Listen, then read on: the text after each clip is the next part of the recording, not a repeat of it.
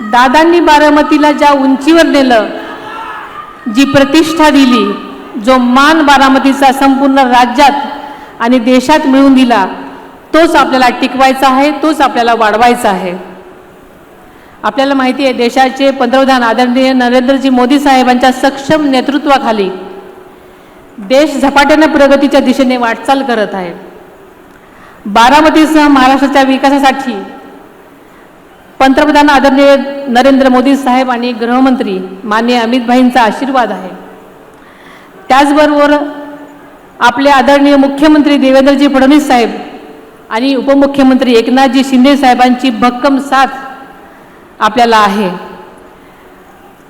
देवेंद्रजी फडणवीस साहेब राज्याचे प्रमुख असले तरी आदरणीय दादांचे जिवलग मित्र म्हणूनही बारामतीशी त्यांचा जिव्हाळ्याचा संबंध राहिलेला आहे. बारामतीमधील आदरणीय दादांच्या विविध महत्त्वाकांक्षी मंजूर प्रगतीपथावरील व नव्या विकासाच्या प्रकल्पांना आदरणीय मुख्यमंत्री महोदय निधीची कोणतीही कमतरता भासू देणार नाहीत याची मला पूर्ण खात्री आहे.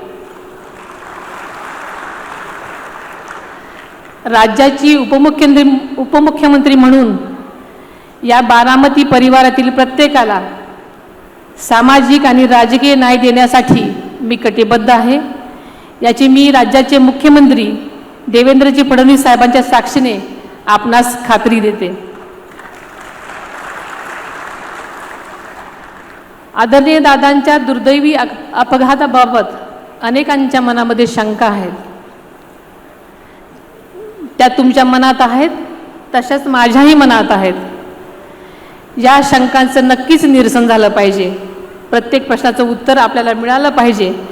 यासाठी मी स्वतः पुढाकार घेत देशाचे पंतप्रधान आदरणीय नरेंद्र मोदी साहेब आणि गृहमंत्री आदरणीय अमितभाई शाह साहेबांची भेट घेऊन चर्चा केली.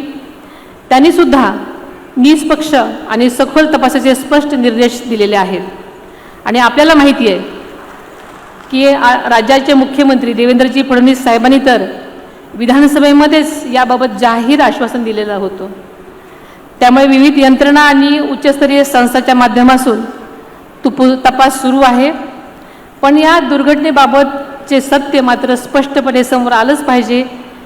काही चुकीचं आढळल्यास दोषींवर कठोरात कठोर कारवाई व्हावी, हीच तुमच्यासारखीच माझीसुद्धा ठाम भूमिका आहे.